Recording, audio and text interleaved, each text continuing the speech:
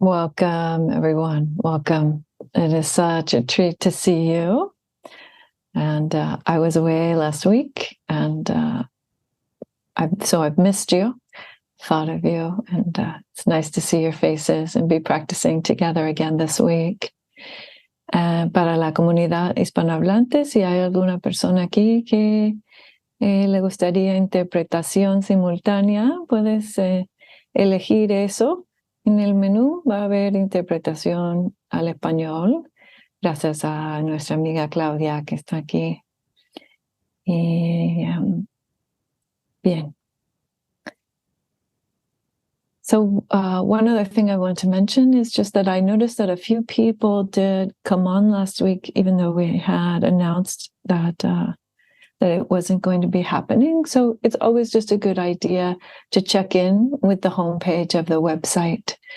And before you get logged in, you'll see we put a note there if there's not going to be a session, or especially as the holidays are coming along. So I'm planning to be here all of these next Sundays, probably right through until the end of the year. But in case there are any schedule changes, it's always good to have a look there.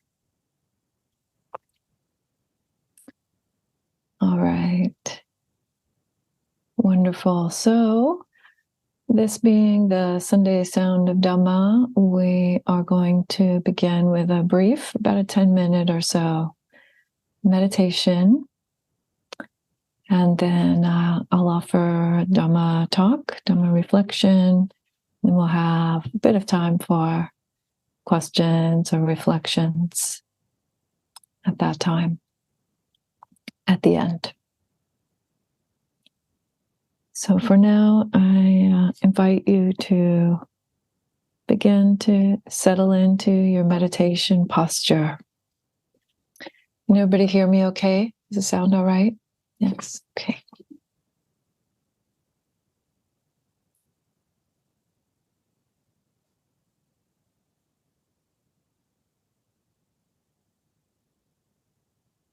I like to begin with a little movement, a little rocking of the body and of the head, just softening up any tightness.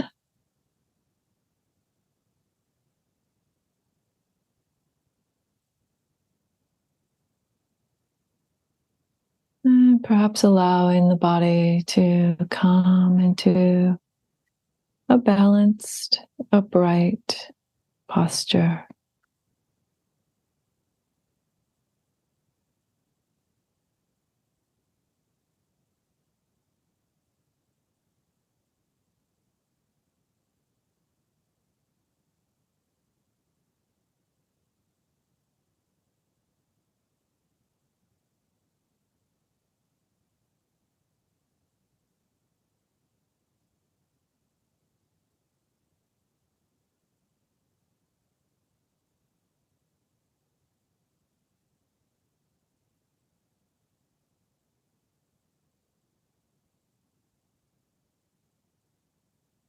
And moving the attention to the crown of the head.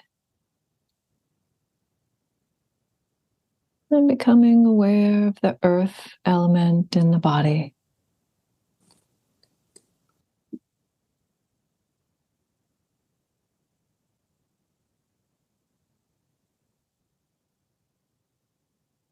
Slowly moving the attention downward.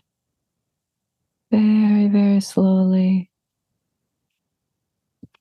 Aware of earth in every cell of the body.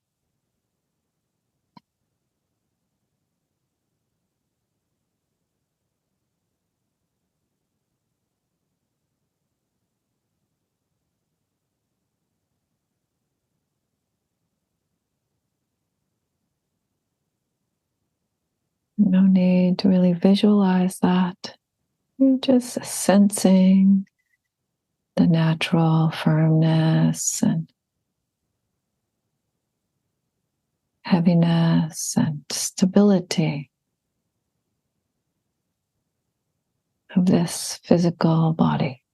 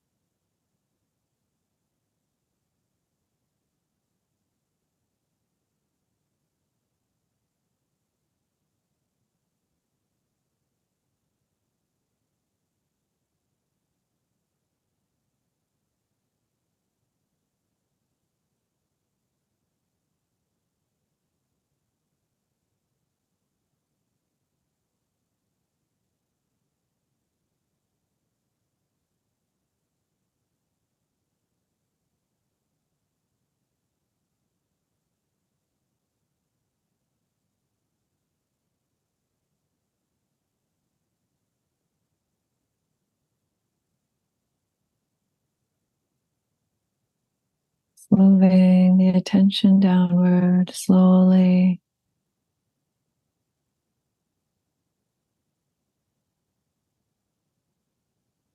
Aware of the natural stability.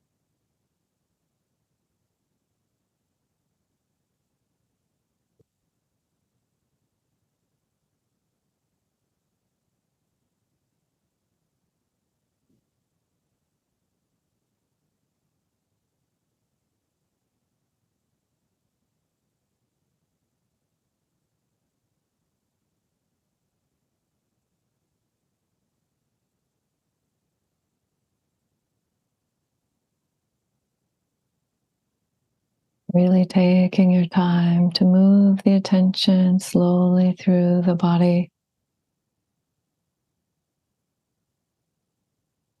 And eventually, when you reach your feet, you can begin moving upward again. Still aware of the natural steadiness of the earth element.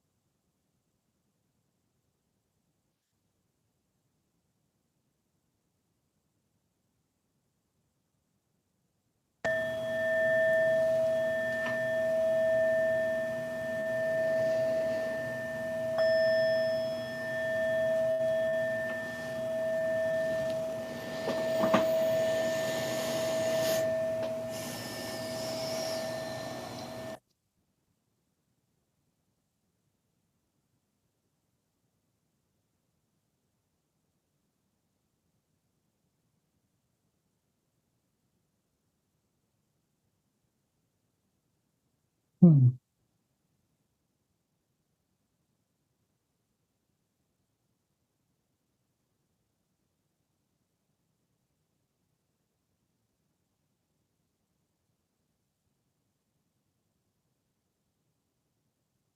Namo tassa bhagavato arahato samma sambuddhassa. Namo tassa bhagavato arahato samma sambuddhassa. Namo tassa bhagavato arahato samma sambuddhassa. Buddhang dhammang sanghang namasami.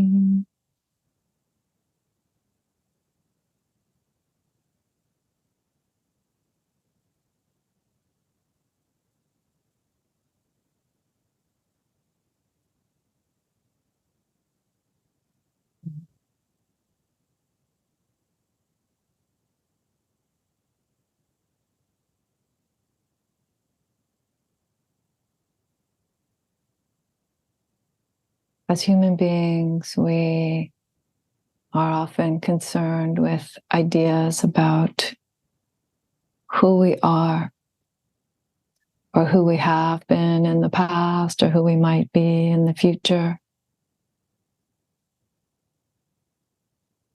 This questions of identity, of self-understanding.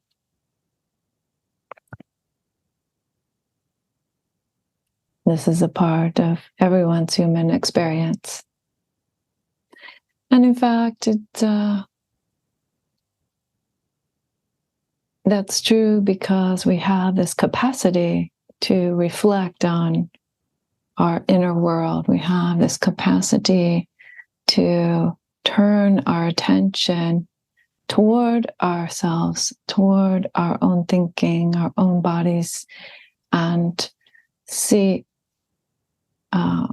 these things and understand something about that, as distinct from animals, for example, who might not understand themselves, even the parts of themselves that they can see. I think of like a puppy biting its own tail.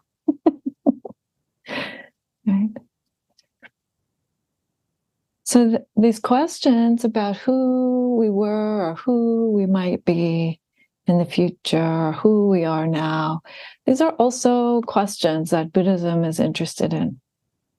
The practice of Buddhism is interested in these questions. A few weeks ago, I spoke about the story of the master asking his Dharma brother about his original face. What is your original face, or what are you without your identity of this lifetime?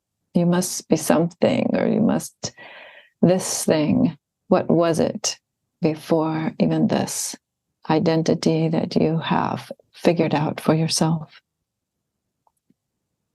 And yet we also see, for example, in Majjhima Nikaya 2, in the second sutta of the Middle Length Discourses, we see the Buddha say that one of the ways that we can abandon certain kinds of unskillful thought is by letting go of these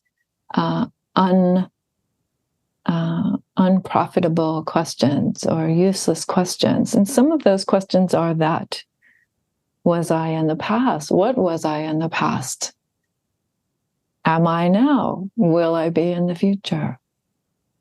Mm-hmm. So how do we reconcile this?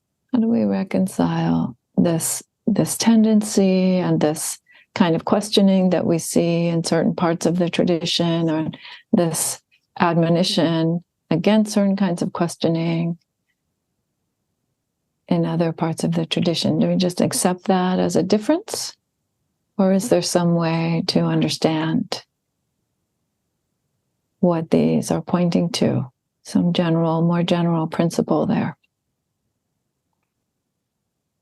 So I want to say that in particular in that middle-length discourse, when the Buddha is speaking that way, that I don't think that he is suggesting that we shouldn't reflect on ourselves, but rather that speculative questioning, just philosophical questioning about who I am or am I, is not useful.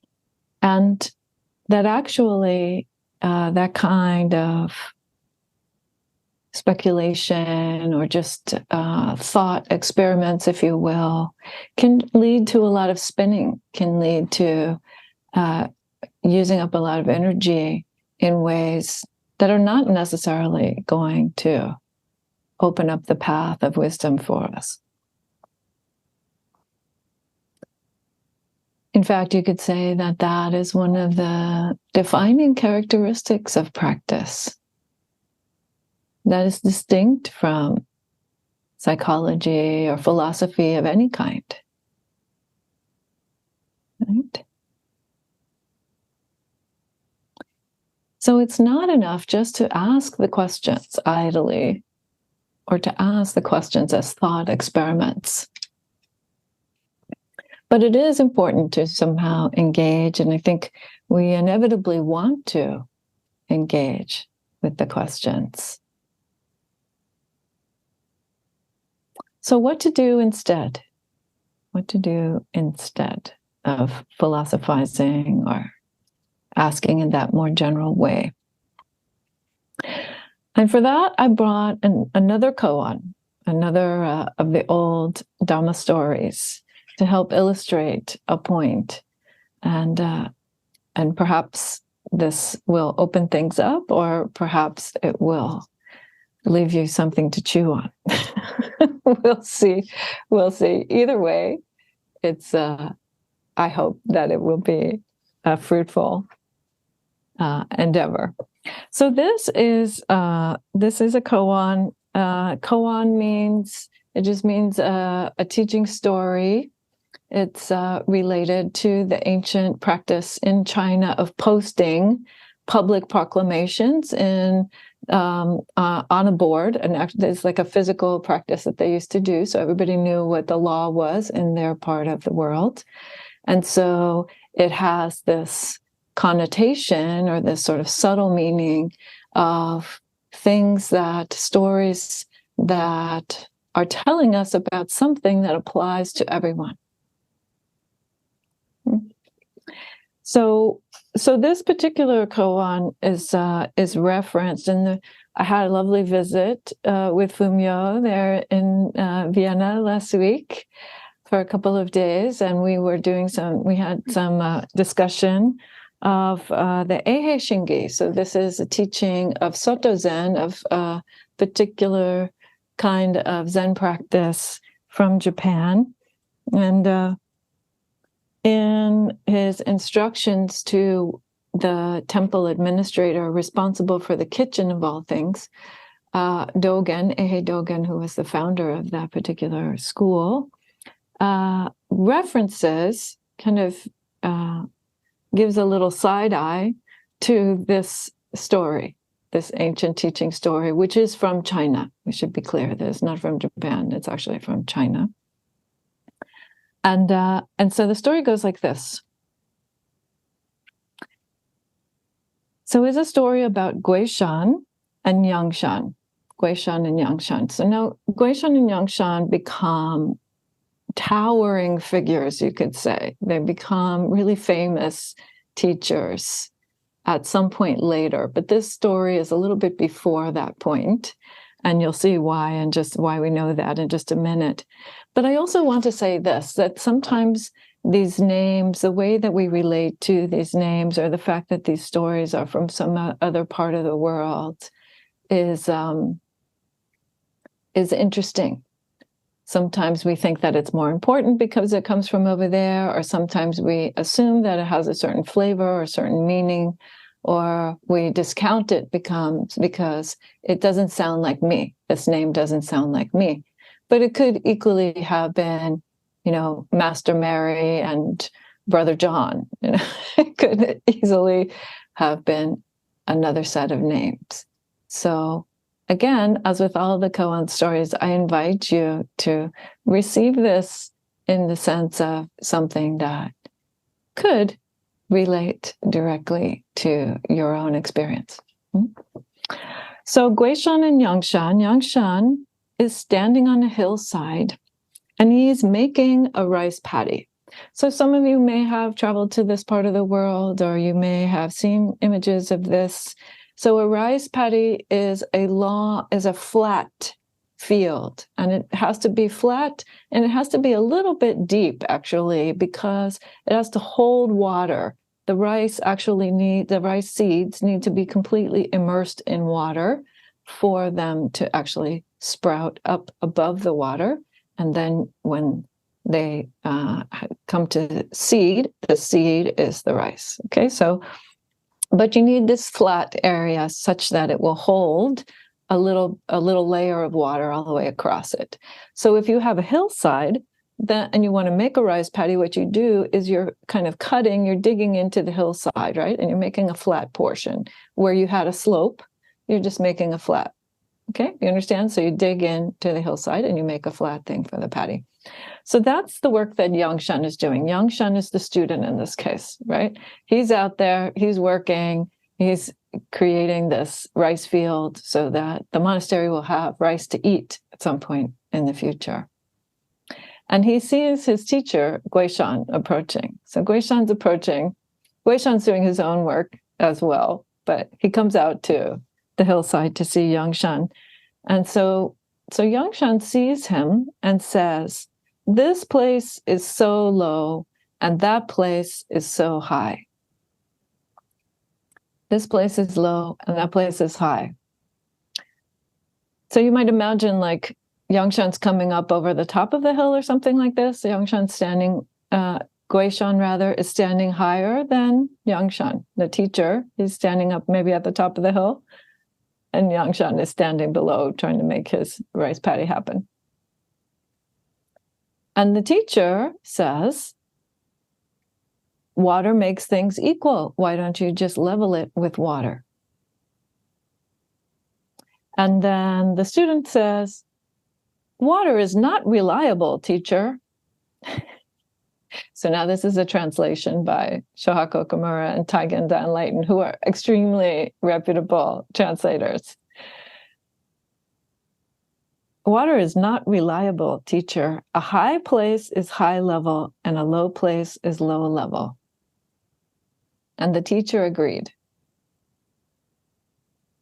So that's the story. That's the literal part of the story, right?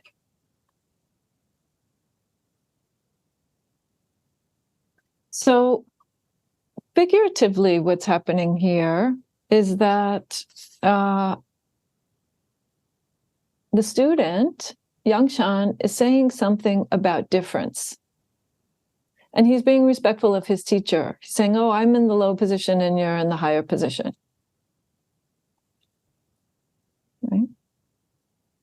And then his teacher responds with something kind of challenging, slightly challenging, right? "Well, then just even it out. Just even it out." And how do you even it out? With water. The literal thing that he said to him is with water. But water represents this, in that case, this unifying quality. Water represents the absolute. Water represents the you could say the general principle in this koan. So the teacher is basically saying to the student, well, you don't have to get caught up in the differences between us. You could just think about the universal, the same, the principles that are the same. And the student comes back at him and challenges him a little bit as well, right? The student comes back at him and says, "No.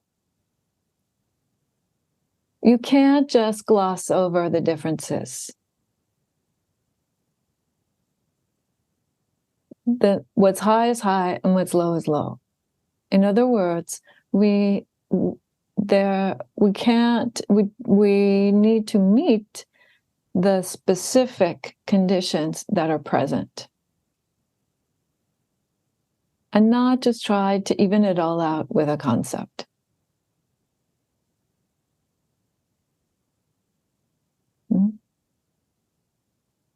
So it's a beautiful story, because sometimes one of the things so his conclusion, the student's conclusion, which the master agrees with, and it's not always that way. Oftentimes the student comes to a conclusion, and then you see in these stories that the master says, no, it's not like that, actually. But in this case, he gets the thumbs up from Guishan. But so the conclusion is that the high is high and the low is low. And so sometimes this koan has been criticized for meaning that people are stuck in their places, that there's some form of like reinforcing hierarchy here, or reinforcing a sense of discrimination or differentiation between people, and that's actually not a skillful thing. But to that, I want to say that again, if we look very carefully, what's happened here is that differentiation has been turned upside down, right? The student is the one that came up with the final teaching, not the teacher. Yangshan is the one who completes the koan. So their roles have changed. Yangshan changed up the roles by doing what? By acknowledging the specific principle. So it's a beautiful, beautiful koan, because it tells us something about the way in which engaging with our lives changes the dynamic. When we look at our lives from the perspective of some attempt at a conceptual glossing over, then we are by definition missing something. We think that we've captured it all in the concept, but we are by definition missing something, according to Buddhism. So that is also what the Buddha was pointing at, right? That's the same thing that the Buddha is pointing at. Because the Buddha is saying, don't just speculate endlessly about what you are, actually observe it. Right? Look at these 5 khandhas, look at these 6 sense bases, look at the interaction between body and mind, look at the interaction between this body and mind and the environment or your teacher. And in that observation and in that meeting it, being present for it, acknowledging the specificity of it, what's true about it, what's actually there, then the dynamic has changed. Then you are in the midst of that general principle. You are in the midst of what's actually real about it, what can be known about it. Mm-hmm.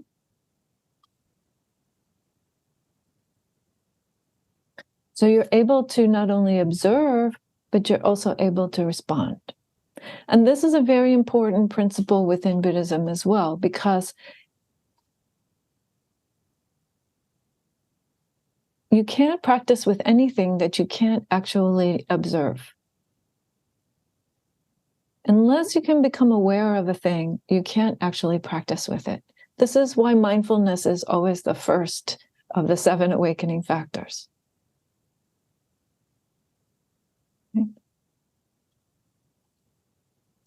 So that engagement is what enables the whole package, is what enables the responsiveness to the next moment. So if you want to know, by coming back to those big questions of humanity, if you want to know how your past has impacted you, you can look at what's happening right now and see that. If you want to know who you are in this moment, you can look at what's happening right now in body and mind and see that. If you want to know what you might be in the future, well, you can look at what are the conditions that are present here and the responses that are coming, right? Moment after moment, or that you choose, right? This is the principle of karma. What happens here is these are the outcomes, some karmic outcomes and some things that are sort of karmically neutral, just conditions that are present. But it's your response to that which engages the next outcome, right? Your intentional responses to what's here is what actually is generating those future outcomes. That's also very fundamental. That's part of right view, the very first part of right view. So we've changed the dynamic by doing what Yangshan says and not glossing over the questions of personal identity, but actually observing the specific principles.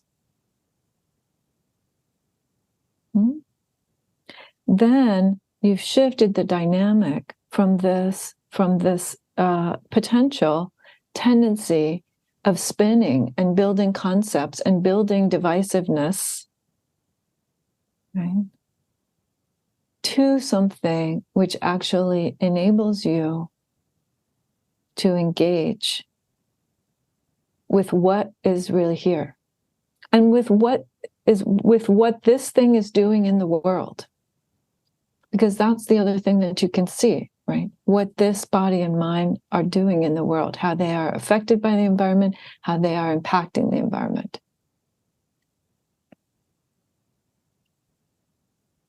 So it shifts from a kind of passivity and a kind of fixed positions to a much more empowered path.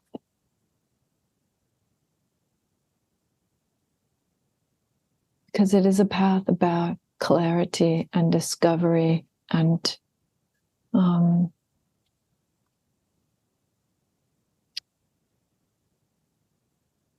working with the principles of this life rather than wishing that they were one way or another.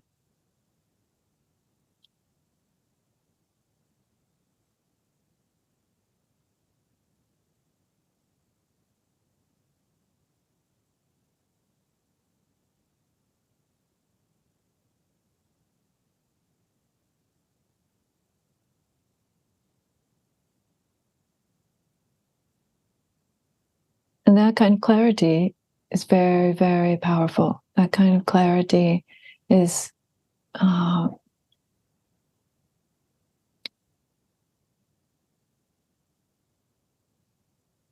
it means that we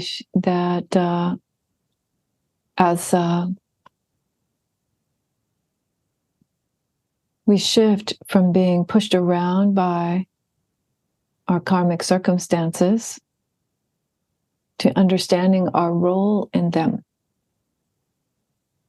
We shift from being boxed in by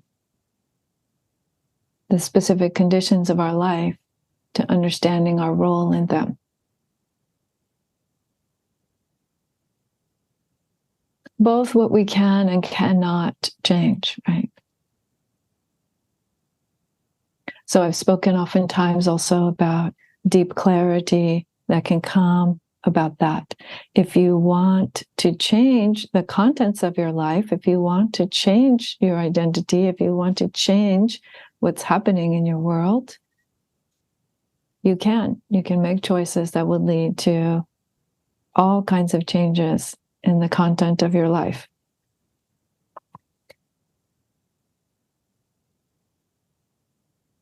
Like maybe living in London. Or some other choice you might make. Being the person to go to Mars or whatever it is. I don't know. People have different aspirations. So you can change, you can make changes that result in pretty dramatic or subtle changes to the content of your life, right? The storyline, the identity parts, the signposts, if you will. But the principles that are at work here, the principles that you're finding when you meet those specifics, right?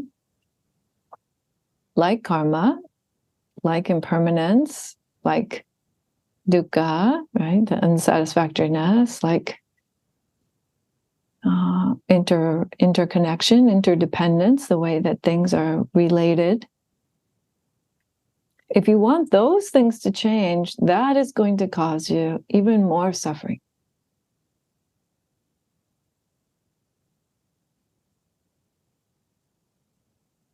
Because those things are called the universals for a reason.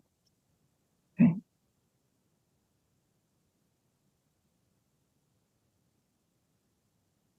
And we see that in the world.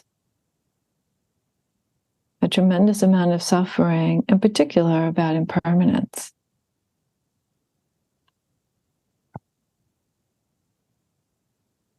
It doesn't mean that we need to feel helpless or that we need to throw in the towel and not try to have an effect. We do have an effect. Impermanence enables us to have an effect, actually. But it does mean that when we stand in opposition to natural impermanence, that is going to cause suffering.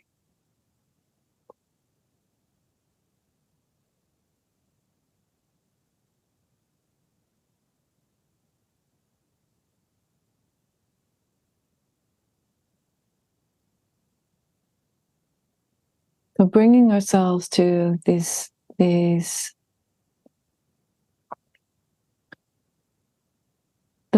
simplest of truths, you could say.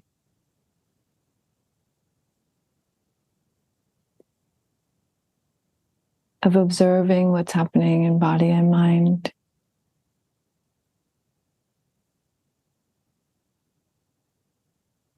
Then the questions of identity can actually be quite clear.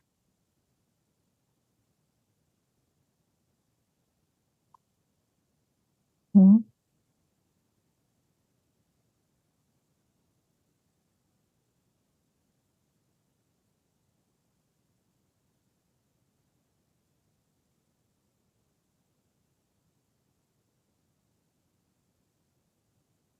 But if we try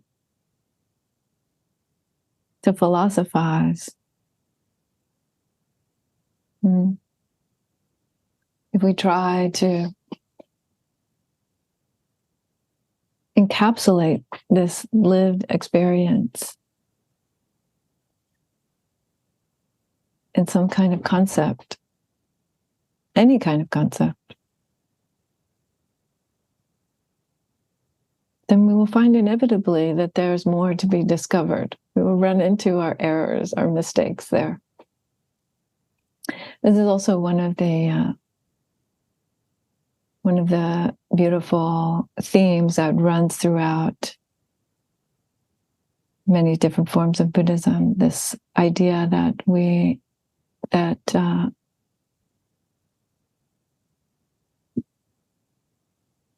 true wisdom cannot be framed that way. It can be embodied. It can be experienced. And we can point at it to a certain degree with our words and our writings and maybe a painting or two.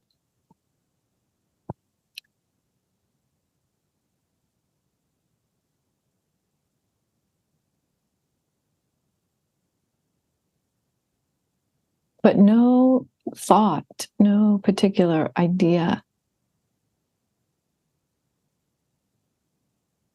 would actually be true to the reality. of Dhamma. We can say the reality of reality.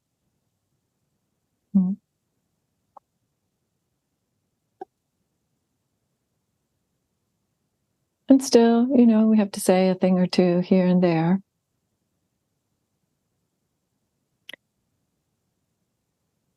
To close with another quote from Dogen, another teaching from Dogen. He says, we use, he refers to this fabulous Japanese word called kapatsupachi, kapatsupachi. Say it, everybody, together with me, kapatsupachi. It's a fun word because it's the sound that the fish makes when the fish jumps out of the water. Kapatsupachi. Right? And he says, that's in Buddhism, that's how we use words. We use words like the way that the fish uses the water to leave the water, we use words to escape words. That's what we're doing right here in this talk, in what we read, and in the koan. Yeah.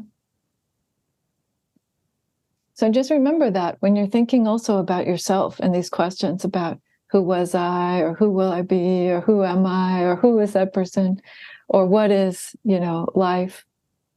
It's like, right.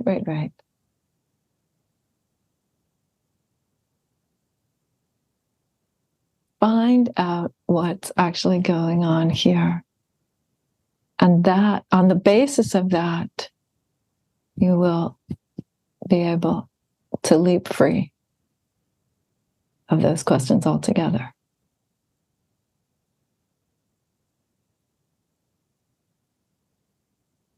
So thank you for your kind attention today.